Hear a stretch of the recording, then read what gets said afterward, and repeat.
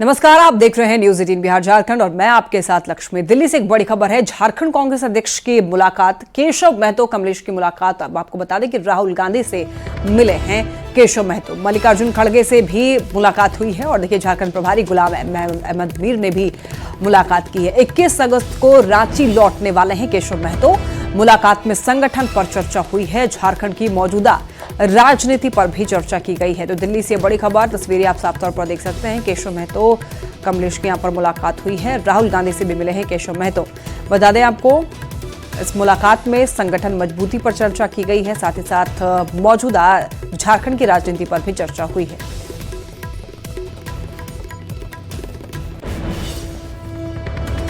कल तक झारखंड की सियासत में संथाल का पारा हाई था, लेकिन अचानक चंपाई सोरेन नाम के आए तूफान ने कोल्हान की राजनीति को चर्चा में ला दिया है। सवाल है कि क्या आगामी विधानसभा चुनाव में संथाल बनाम कोल्हान की लड़ाई होने जा रही है। इस रिपोर्ट में देखिए।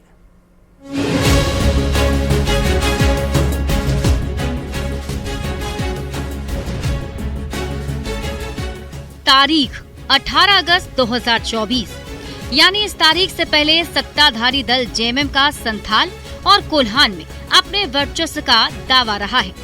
लेकिन इस तारीख के बाद जेएमएम के खिलाफ कोल्हान में उसके ही संस्थापक चेहरे चंपाई सोरेन पार्टी को चुनौती देते नजर आएंगे। दरअसल बीजेपी संथाल या कोल्हान में जो मौका खुद के लिए तलाश रही थी, वो चंपाई के पोस्ट के रूप में सामने आ चुका है। अब शायद विधानसभा चुनाव में संथाल का रोचक मुकाबला कोल्हान के साथ देखा जा सकता है।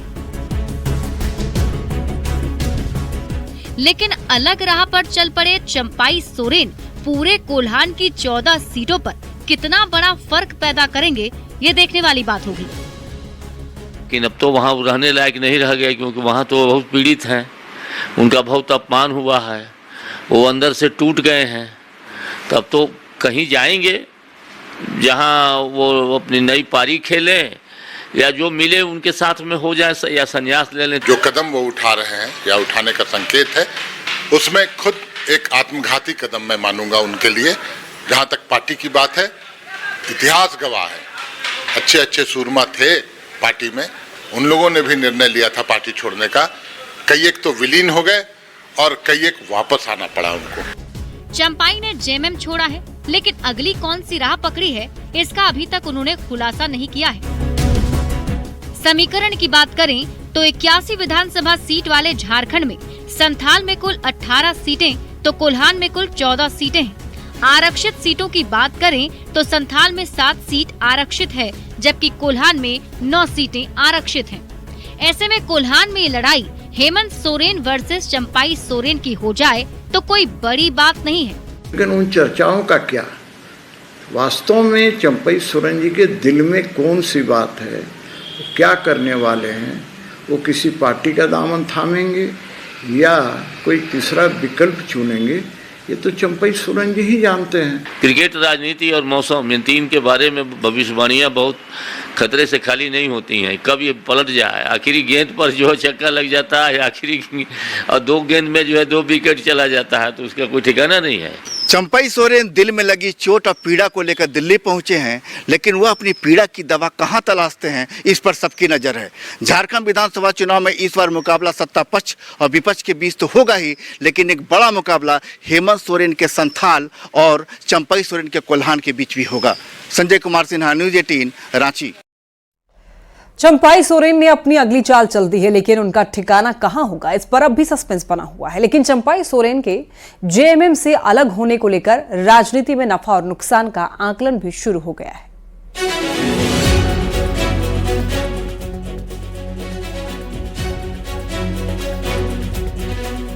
चंपाई सोरेन और झारखंड मुक्ति मोर्चा की नाराजगी ने झारखंड की राजनीति को ऐसे मोड़ पर लाकर खड़ा कर दिया है, जहां से झारखंड के आंदोलनकारी नेता अपनी ही पार्टी से नाराज होकर विधानसभा चुनाव से पहले नई चाल चलने की तैयारी कर रहे हैं।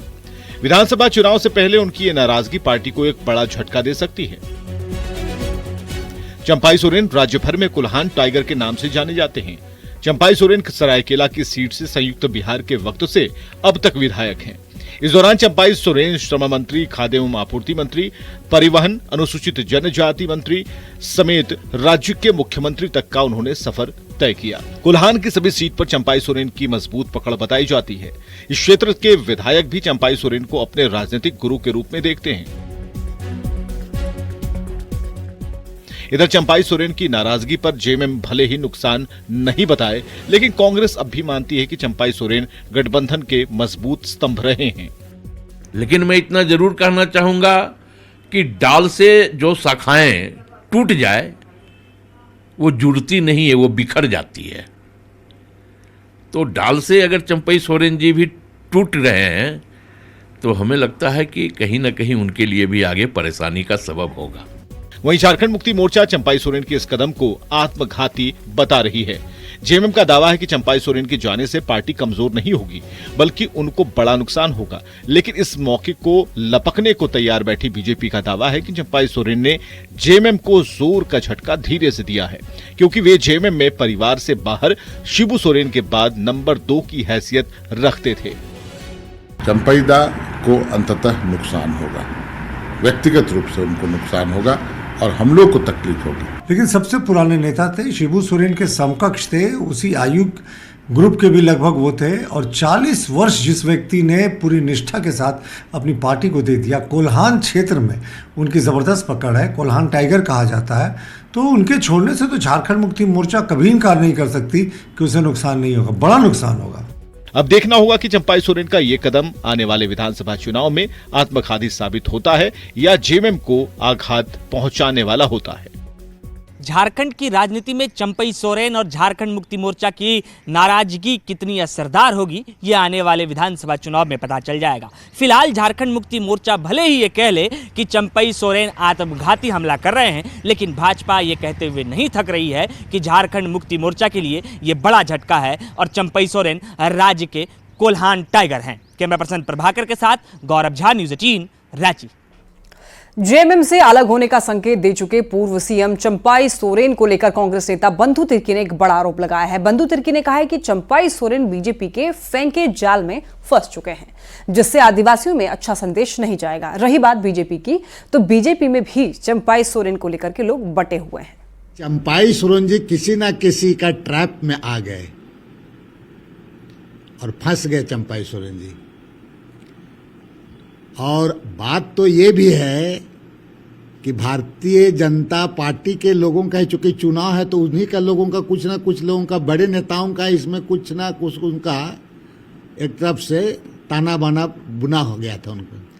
लेकिन अब तो भारतीय जनता पार्टी वाले भी उसके नाम पर विरोध कर रहे हैं जगह जगह। सरायकला में हमको जहाँ तक हम सुने हैं कि आपका चंपाई सोरेन का नाम जिस तरह जो ज्वाइन कर रहे हैं तो उसका विरोध हो रहा है। अब है कि चंपाई सोरेन जी को अभी भी, चूंकि सम्मानित नेता है, हम कहेंगे कि पुराना घर घर ही होता है। आपको इस उम्र में चंपाई दा कोई सब शोभा नहीं देता है। चंपाई सोरेन को लेकर के जारी सियासत पर झारखंड बीजेपी के अध्यक्ष बाबूलाल मरांडी ने भी तंज कसा है। बाबूलाल ने कहा है कि जेएमएम के भीतर जो कुछ चल रहा है उसमें बीजेपी का कोई लेना देना नहीं है। इतना ही नहीं, बाबूलाल मरांडी ने हेमंत सोरेन पर चंपाई सोरेन का अपमान करने का आरोप लगाया है। तो ऐसे में चंपाई सोरेन विकल्प तलाशने के लिए स्वतंत्र है। क्योंकि वो खुद ही सीजन्ड पॉलिटिशियन है, आज के नहीं है। मतलब हेमंत सोरेन तो आज पैदा हुए हैं। हमें लगता है कि उनके पिताजी के साथ उन्होंने रह करके आंदोलन में काम किया है, सक्रिय भूमिका निभाई, तभी तो वो कोल्हान के वो टाइगर कहे जाते हैं। तो इसलिए उनको रास्ता तय करना है, उनको तय करने देना चाहिए। कहा जा रहा है कि बीजेपी के संपर्क में कई विधायक हैं जेएमएम के, कांग्रेस के। हमने तो नहीं कहा है। झारखंड के पूर्व सीएम चंपाई सोरेन के पोस्ट के बाद से ही सियासी पारा हाई है। इस पर जहां बीजेपी जेएमएम में परिवारवाद को लेकर हमलावर है, तो वहीं पार्टी के कुछ लोग चंपाई सोरेन के साथ भी खड़े नजर आ रहे हैं। इस पर हजारीबाग से बीजेपी सांसद ने भी अपनी प्रतिक्रिया दी है। उन्होंने कहा कि 40 साल तक पार्टी का झंडा ढोने वाले को उनका सम्मान नहीं मिला। मनीष जायसवाल ने कहा है कि हम उनकी मनोस्थिति समझ सकते हैं। इस बारे में सूचना पहले ही दी थी कि जेएमएम एक परिवारवादी पार्टी है और हम लोगों ने आरोप भी लगाया था कि चंपईदा एक डमी चीफ मिनिस्टर सिद्ध होंगे। असल जो सत्ता का जो चाबी है वो जेल से चलेगा। आज चंपईदा के मुंह से ही आपने सुन लिया कि वो उनको कुछ करने नहीं दिया जाता था, सब काम जो है बाहर के लोग करते थे। समझिए उनको अगर सम्मान नहीं मिला तो ये बड़ा दुख का विषय है। चंपईदा का मनोस्थिति हम लोग समझ सकते हैं। मयंक सिंह उर्फ सुनील मीणा और प्रिंस खान दोनों झारखंड पुलिस के लिए सिरदर्द बन गए हैं। दोनों गैंगस्टर्स विदेश में बैठकर अपने गुर्गों की मदद से आपराधिक वारदात को अंजाम देते हैं। पुलिस ने इन पर नकेल कसने के लिए इनका पासपोर्ट रद्द कर दिया है और लुकआउट नोटिस भी जारी किया है। एटीएस लगातार दोनों के गैंग के गुर्गे की पहचान कर रही है, उनकी गिरफ्तारी के प्रयास कर रही है। पहला तो उनका पासपोर्ट रद्द करा दिया गया है। पासपोर्ट रद्द कराने का मतलब कि वो अब कहीं ट्रैवल नहीं कर सकते, क्योंकि ट्रैवल करने के लिए आपको लाइव पासपोर्ट चाहिए, वो जब्त पासपोर्ट पर ट्रैवल नहीं कर सकते। दूसरा, उनके खिलाफ में एक लुकआउट नोटिस डाला गया। लुकआउट नोटिस का मतलब है कि भारत के सभी एयरपोर्ट्स पे उनकी कंप्लीट डिटेल्स, उनका पासपोर्ट नंबर उपलब्ध है। को चेलों को, दोस्तों को पकड़ने का पूरा प्रयास कर रहे हैं और जेल में भी छापामारी हो रही है, बाहर भी हो रही है और ये निरंतर प्रोसेस है। मुझे पूरा उम्मीद है कि इनके जो गुर्गे हैं वो भी अरेस्ट हो जाएंगे। पश्चिमी सिंहभूम सोनुआ थाना क्षेत्र में आपसी विवाद में डबल मर्डर की घटना हुई है। बताया जा रहा है कि पड़ोसियों ने धारदार हथियार से पति और पत्नी की हत्या कर दी। यह घटना सोनुआ थाना क्षेत्र के बेहर बिंदा गांव के पास रोवदिरी वन ग्राम में हुई है। पुलिस ने दोनों शव कब्जे में लेकर मामले की जांच शुरू कर दी है। मृतक की बहू के बयान पर आरोपियों की तलाश जारी है। गोड्डा में मैया सम्मान योजना के लिए ऑनलाइन आवेदन के नाम पर वसूली का मामला एक सामने आया है। आपको बता दें कि ये जो पूरा मामला है मेहरामा प्रखंड के डोढ़ा गांव के हरिजन टोला का है। महिलाओं ने अमरजीत मंडल पर वसूली का आरोप लगाया है। उन्होंने बताया कि अमरजीत ने उनसे योजना के लिए ऑनलाइन आवेदन के नाम पर 200 रुपए मांगे। साथ ही उसने ये कहा है कि योजना की पहली किश्त आने पर उन्हें 1000 रुपए देने होंगे। इसकी शिकायत के बाद बीडीओ ने जांच के बाद कार्रवाई का आश्वासन दिया है। योजना का हाँ, गए थे उसी का ऑनलाइन कराने, तो बोला क्या है कि 200 रुपए पैसा लगेगा। तो हम सब गए वहाँ पे और वहाँ से वो सुनने में आया कि 200 रुपए पैसा ले रहा है। यहाँ पे हुआ क्या कि महिलाओं से 200 रुपया करके लिया गया ये मैया योजना के तहत, जबकि ये सब कोई फॉर्म पंचायत में जब शिविर लगा था वहाँ फॉर्म जमा कर दिया है और 200 रुपया पैसा भी लिया। ऊपर से ये भी कहा कि 1000 रुपया जब मिलेगा तो 1000 रुपया देना है। अब पहला जो आएगा तो, ताकि हम करवा दिए इसीलिए। कोलकाता में ट्रेनी डॉक्टर के साथ रेप और हत्या को लेकर के विरोध प्रदर्शन जारी है। धनबाद में कॉलेज की छात्राओं ने विरोध मार्च निकाला। घटना के विरोध में नारेबाजी की और साथ ही महिलाओं और लड़कियों की सुरक्षा की मांग की। बंगाल की इस घटना को लेकर छात्राओं ने सीएम ममता बनर्जी के इस्तीफे की भी मांग की।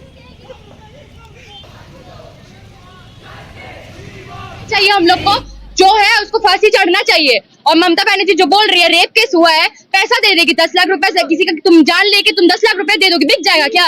इंसान बिक जाएगा 10 लाख रुपए में? उसका जो हैरेसमेंट हुआ है और मेन चीज ऐसे फांसी नहीं चाहिए हम लोग को, उसको तरपा के मारना चाहिए। वो लड़की तड़प के मरी है, 1 सेकंड, 1 मिनट, 1 घंटा तड़प के मरी है, उसको भी एक तड़प के मरवाना चाहिए। इतने सालों की आजादी के बाद भी आज महिलाएं सुरक्षित क्यों नहीं है? आज आजाद क्यों नहीं घूम सकती है?